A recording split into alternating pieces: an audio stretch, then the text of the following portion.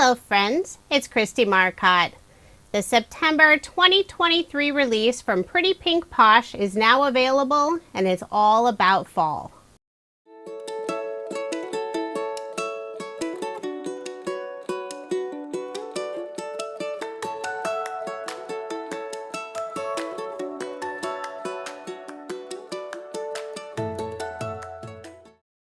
I love making fall cards, and Pretty Pink Posh has an amazing new fall release. I'll start by showing the confetti mixes. There are 4 new colors. We have Mossy Green, Espresso, there's Matte Silver, and also Matte Gold. This is a great style of sequins since it's nice and flat and there's no hole in the center. The first stamp set is a sentiment set. This is Sentiment Strips Fall. I love having the small sentiments to use with the die cut images. And this set works nicely with their Sentiment Strips die set that was released last month. The next stamp set is called Fall Jar. We have the stamps and coordinating dies.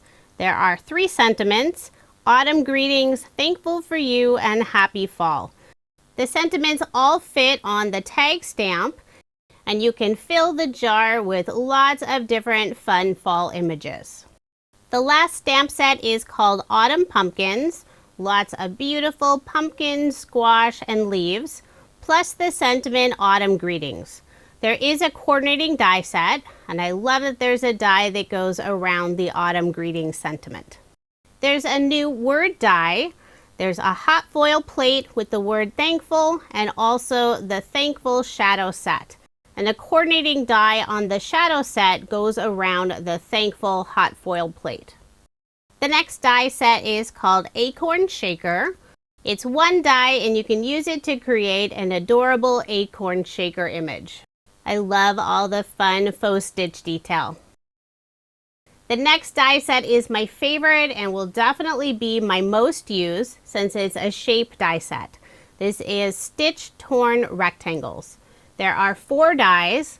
I love the torn look around the edge, and it also has that faux stitch detail in the same torn pattern. There's another new shaker die set. This is Pumpkin Shaker.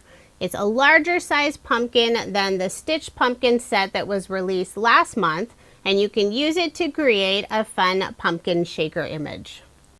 I know a lot of people are excited to see the new mug edition. Well, here it is. This is Fall Mug Editions die set, and it's so much fun. It includes the sentiment Cozy Days. There are pieces to create a fox, a sunflower, there's a scarf to put around your mug, a mushroom, marshmallow on a stick, some leaves, and also a cinnamon stick. Another fun die set is called Fall Cornucopia. In addition to the Cornucopia image, there are several different food images. We have a pumpkin, sunflower, mushrooms, there's corn, a wheat stalk, some leaves, and so many other fun images. This is a really cute set. The final items included in the new release are the stencil sets, and there are 3 this month. The first one is called Layered Woodland. And this set will create a really fun fall background design.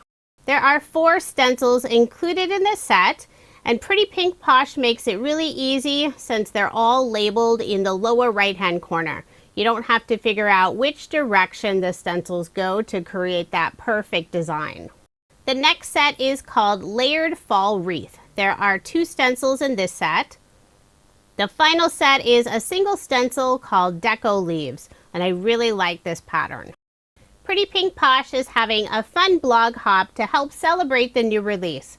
I'm participating in day 1 of the blog hop, so I thought I would share my cards with the release video. The pattern paper I'll be using for both of my cards is from Minte Papers. It's their Backgrounds Bouquet collection. Not even sure if it's still available. I selected one of the designs and cut it out using the largest stitch torn rectangle die. I'll be layering it on some brown cardstock. I put ATG tape on the back, and I'll also add some glue along that stitched edge to help it lay nice and flat. Since the paper pad does include multiples of the same designs, I stamped the sentiment Autumn Greetings on the same pattern paper background, focusing on the very center of the card. I'll use the coordinating die to cut it out. Also cut out another piece from the same brown cardstock.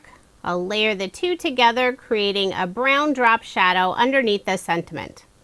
Then I'll flip it over, put foam dimension on the back, remove the release paper, and try to line it up with that same bouquet design on the pattern paper. The very center of the pattern paper has that brighter light circle, so I thought that would be perfect for adding this sentiment.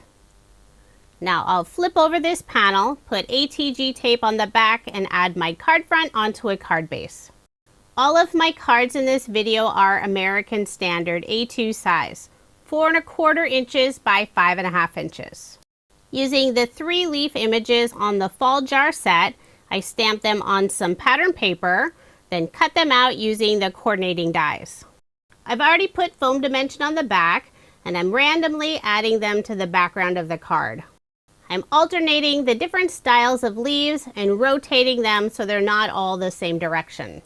I did end up with one extra leaf. I think I put one of the maple leaves just slightly too far to the left. But that's okay, I think it still works out. Now I'll add a pretty gold splatter to the background, and I did mask out the sentiment so I didn't get any gold paint there. I'll remove that mask piece, and there is my finished card. I love how this turned out. Very simple design, but I think it has beautiful detail with all the lovely leaves and gold splatter.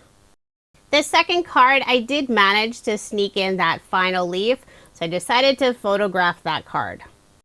For card design number 2, using the same pattern paper pack, cut down this panel to 5¼ inches by 4 inches, and I'll layer it on some brown cardstock, and that piece is an additional 1/8 inch. I'll put ATG tape on the back and add my card front onto a card base. This card will be featuring the new Fall Cornucopia set. I used 2 different shades of brown cardstock for the Cornucopia. I put foam dimension behind the front piece. I'll remove the release paper and adhere the 2 pieces together. I also have foam dimension on the back of the full Cornucopia. I'll remove the release paper and add it to the front of my card.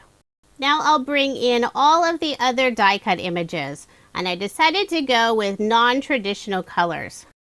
The sunflower image is from the Fall Mug Edition set. The Cornucopia set does include a sunflower, but it is a little bit smaller, and I wanted the larger sunflower on my card. I chose this very light pink color for the petals of the sunflower, and a dark brown color for the center. I cut out 3 layers for each of my sunflowers, shifted the petals just slightly so I have a very full look for my sunflowers. For the wheat pieces, I'm using a cardstock color that sort of has a gold look. One side has a pearlescent finish and the other is solid. I'm using both sides. The pearlescent side will be the very top of the wheat. After I glue all of those together, I'll put foam dimension on the back of the wheat and also the sunflowers. Now I'll start adding them to my card around the cornucopia.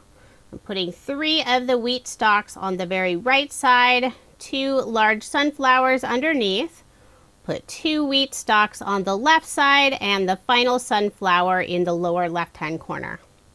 I'll put foam dimension behind the 3rd flower, adhere it in the lower left-hand corner. Before adding the rest of the foliage pieces, I'll adhere the sentiment. The sentiment Cozy Days is from the new Fall Mug Edition set. I'll put glue on the back and adhere the sentiment right in the center of the opening of the cornucopia. Once that's adhered, I'll add the rest of the foliage pieces on the left side of the card, starting with the wheat stalks.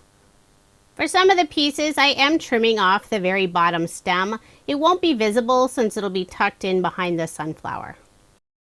The final pieces I'll add are the little foliage pieces. It is designed to add little berries to the ends, but I decided just to keep them plain. I used some rose mirror satin cardstock for several of the pieces and a pearlescent rose color for the others. I'll tuck in a few on the right side of the cornucopia, a couple of them underneath the sunflowers, and one on the left side. For a final finishing touch, I'm using the same gold watercolor paint, and I'll add a beautiful splatter all over the background. So there is my finished card, all dry. I love that beautiful shimmer, and it was really fun to use some non-traditional colors. If you are interested in any of the products from the new release or products I use for my cards, I do have links provided in the description box below. And don't forget to head over to my blog to check out the blog hop. There's lots more inspiration from the Pretty Pink Posh design team and a chance to win a Pretty Pink Posh gift card. Thank you so much for watching, and I hope you have a wonderful day.